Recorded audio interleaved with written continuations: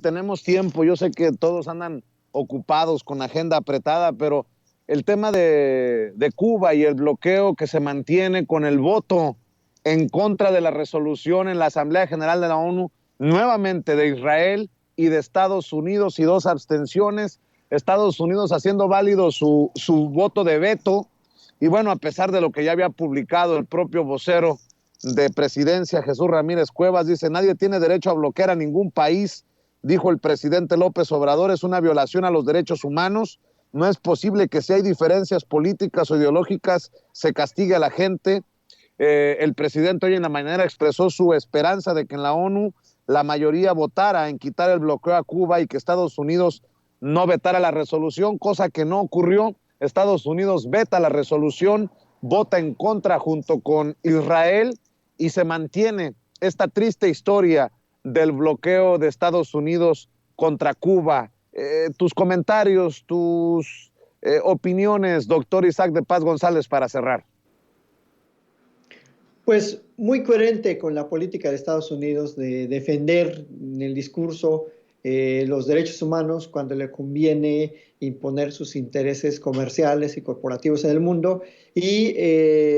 realmente no hacer nada cuando de verdad se trata de defender la economía de un pueblo que ha padecido muchísimo el bloqueo.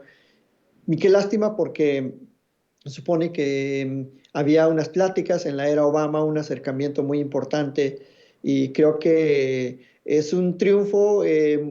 político, no jurídico desde luego por el veto, pero sí político de Cuba, en general de la sociedad civilizada, de las naciones que votaron rotundamente y sin miramientos porque se acabe ese bloqueo que le limita mucho el crecimiento económico a Cuba, las relaciones comerciales, y que al final solo perjudica a la sociedad, a la población cubana. Entonces,